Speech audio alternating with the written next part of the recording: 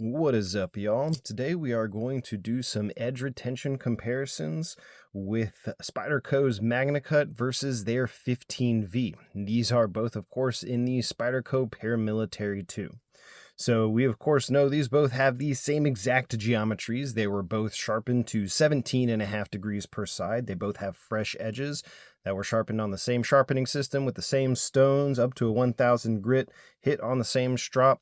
And on paper, we know that 15V has about twice the edge retention of Magnacut. Magnacut probably has a good bit more toughness than the 15V. Been hearing some different things about the Big Brown Bear heat treat on the 15V on this, and it's not really what we can reliably draw the same conclusion of what we've known of previous 15V on paper. But you know, we've had our theories of how that plays into edge retention with microchipping and things like that. So this, I think, will be an interesting test to see how that edge retention difference really kind of plays out in the real world, real-ish world. So what we're going to do, of course, is if you haven't seen these retention tests comparisons that I've done, we do 150 cuts through cardboard on each of them, 50 cuts through some sizzle rope. Before we do those cuts, we're going to take an average on the best tester. So we're going to get an average beforehand sharpness. They may vary a little bit, and we are going to do that cutting, and then we're going to get take an average afterwards, and we're going to compare how much on average the sharpness of those edges have changed. Now, I'm aware that that bit of use is really just kind of getting past the fine edge. They always lose their shave most of the time. So I'm curious kind of how this is going to play out. I know a lot of people, sharpening junkies, kind of steel nerds, they like keeping their blades shaved sharp. We'll see how these strop back after that too, and kind of see how they maintain. So I know a lot of people like to keep their knives super sharp, shaved sharp.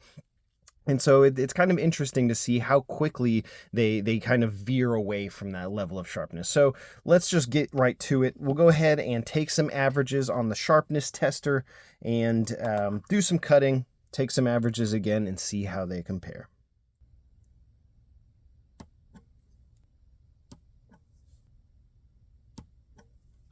Now for the 15V.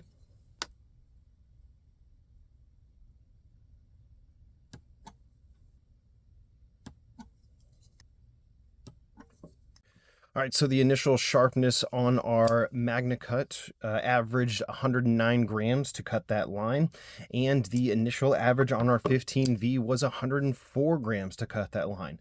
That is, for all intents and purposes, exactly the same level of sharpness. Pretty happy with that consistency from the beginning. So let's go ahead and make some cuts with these, see how they perform, and then we'll test how they hold up.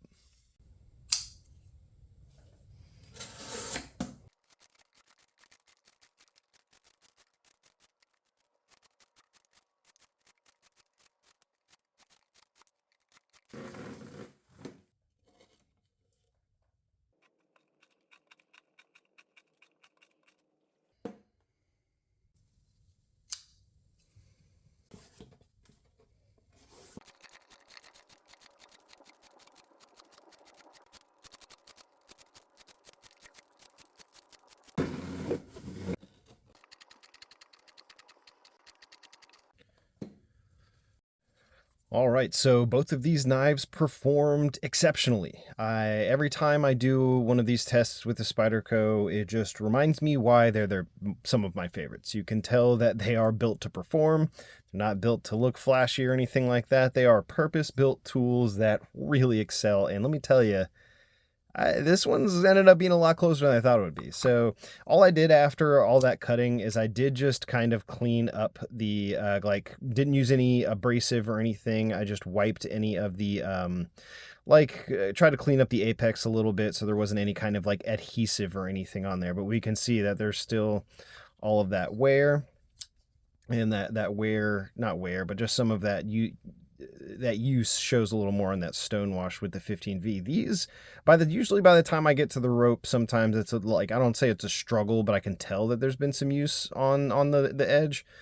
Not at all with either of these. I think this flew through the rope better than any of the ones that I've tested before. I've done this Magnacut in tests before, and it does always just really XL. So these were fresh edges before. We know they could shave and they could cut paper beforehand. Let's see the after. Sometimes some knives will struggle on the after.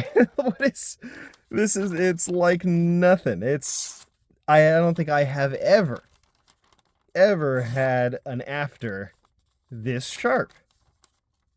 Okay, I think I'm going to be surprised by this Magnacut too, because this thing still feels extremely sharp. All right, let's see the Magnacut. That is still just flying through that paper. Sometimes I'll have blades struggle a little bit, and it might feel a little rough. There's a couple spots where it might be catching a little bit. I feel some microchipping. Absolutely do feel some microchipping in the Magnacut. Definitely feel some microchipping in the 15V as well. 100%. So we got that high hardness. We got that high hardness steel. We're going to get more microchipping rather than kind of like edge rolling or deformation. But I mean, as we can see, for all intents and purposes, these things are still cutting like none other have in this test. Let's see if these will shave. This one is still shaving. Let me get towards really where that heavy use is, where you can see that there. That is shaving. That sure is. Let's see with the Magnacut.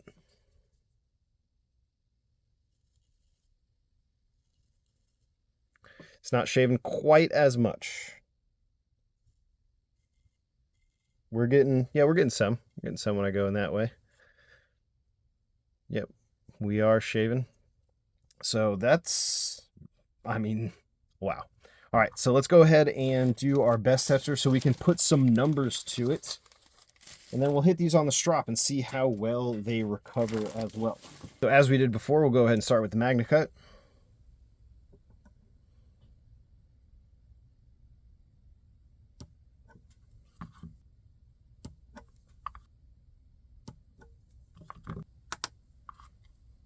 All right, and now for the 15V.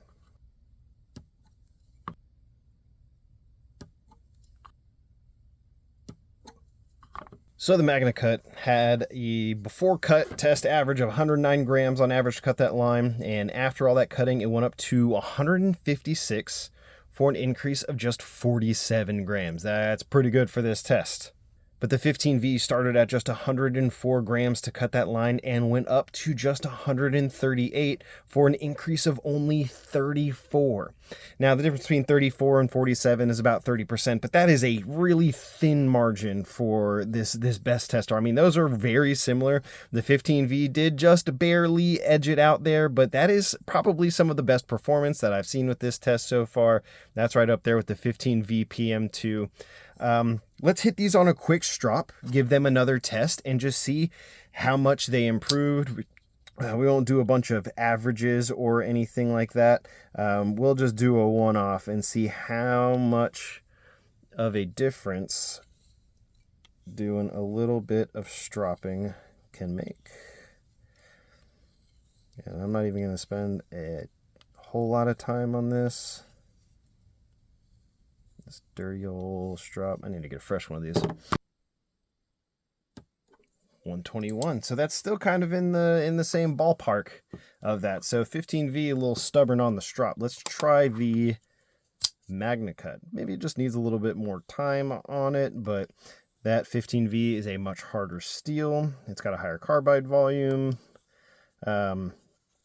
So I could see that being a little less responsive, a little more stubborn. I feel like I might have seen better results from 15V in the past with the strop, but maybe it's just my dirty old torn up strop. Need a fresh one.